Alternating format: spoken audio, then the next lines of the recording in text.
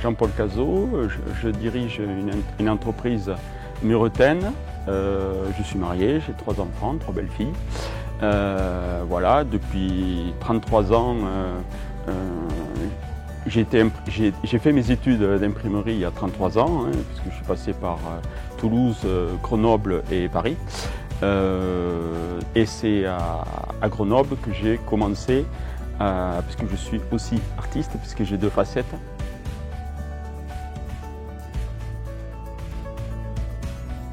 Alors c'est de l'optic art, voilà. En fait l'optic art c'est de l'art optique, aujourd'hui on parle plus d'art cinétique.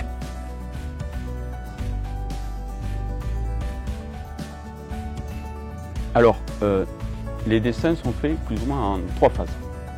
Il y a une première phase, alors déjà c'est de l'encre de Chine avec 3 outils. Donc il peut y avoir le Rotring. Le Rotring c'est une marque, mais c'est un stylo tubulaire. Les architectes, les designers connaissent cet outil. Ensuite, il y a du feutre à l'encre de Chine qui tient dans le temps. Et ensuite, il y a le pinceau. Voilà. Suivant les différentes épaisseurs, ça c'est la première phase. Voilà. Et l'outil, et règle et compas. Voilà mes outils, les éléments dont j'ai besoin. Et du carton, puisque je dessine sur du carton.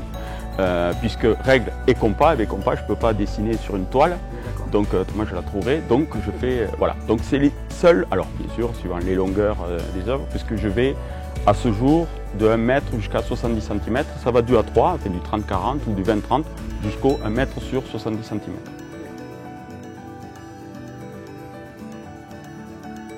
Alors après c'est la création, c'est tout ce qui est thème. Donc en fait, toutes mes œuvres sont des challenges. D'accord.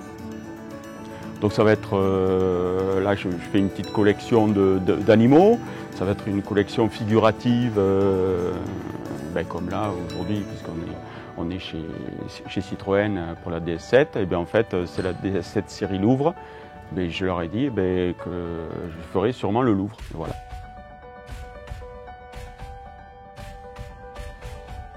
Et en fait, tous les 15 jours, j'allais au Louvre, puisque en tant qu'étudiant, on avait la gratuité, bien sûr, sur les musées.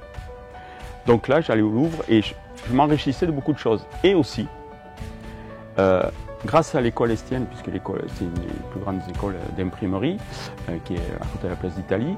Et en fait, l'école Estienne avait des partenariats avec beaucoup de monde, des imprimeurs, avec des designers, des graphistes, des agences de com. Et en fait, je m'étais mis en relation avec l'imprimerie de la Fondation Maeckt. La Fondation Maeckt qui est à Saint-Paul-de-Vence. Et en fait, avec mes parents, déjà, j'étais allé petit et ça m'avait un peu parlé quand on avait fait le Tour de France en caravane. Et en fait, j'étais arrivé à rentrer dans leur imprimerie. Alors, leur imprimerie, c'était à l'époque la taille douce, la lithographie.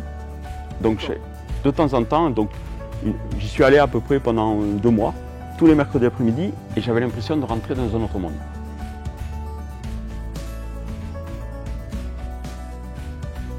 Ça va de 5 heures à 40 heures. Pour le moment, de tout ce que j'ai fait, par exemple le Louvre, j'ai mis 30 heures. En fait, ça dépend du nombre de carrés, de triangles ou de rectangles qu'il faut remplir aussi. Parce que plus je les fais petits, et plus il faut remplir. Parce que la taille là il y en a un, que j'ai fait il y a 33 ans. En fait, c'est des petits carrés, ça s'appelle attirance.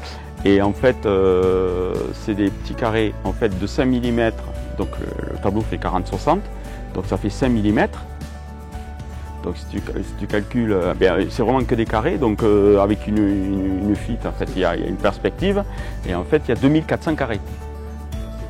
Donc 2400 carrés, les remplir, alors c'est pour ça qu'il y a la première phase de recherche de création, la deuxième phase de tracé, et après, moi j'appelle ça, pour moi, aujourd'hui, c'est la phase de méditation. En fait, quand je remplis, mais il faut que je sois tranquille, il ne faut pas qu'il y ait d'interférences, mais je médite. Parce qu'autrement, je loupe un carré, c'est mort. Parce que c'est noir-blanc, c'est noir-blanc, noir-blanc.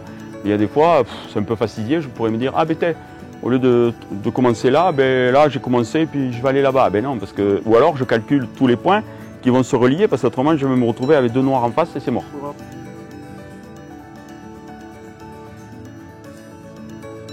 j'ai créé une SAS.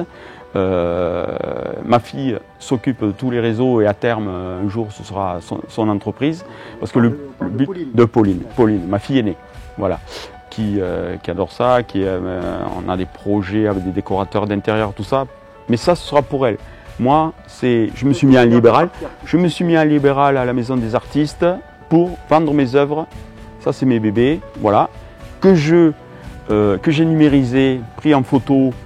Dans une qualité, j'ai trouvé un laboratoire à Toulouse parce que tout le monde avait du mal à prendre mes œuvres en photo pour les avoir carrées, les noirs avec les noirs, les blancs avec les blancs, et le plus précis possible et avec les imperfections comme je voulais qu'elles ressortent, justement pour faire voir que c'est à la main, malgré tout.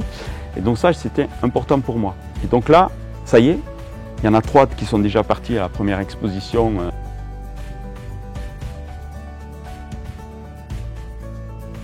Oui, non, je voulais vraiment créer aussi un site, donc là on est en train de bien regarder avec ma fille, pour fédérer, pour que les artistes puissent aussi avoir leur endroit pour eux, quoi, en fait.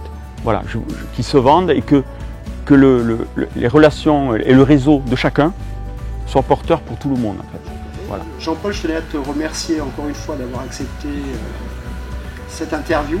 Grand plaisir. Et je te souhaite la plus belle des aventures dans ta nouvelle vie d'artiste. Bien, merci. Merci Polo. Merci à toi Jean-Paul.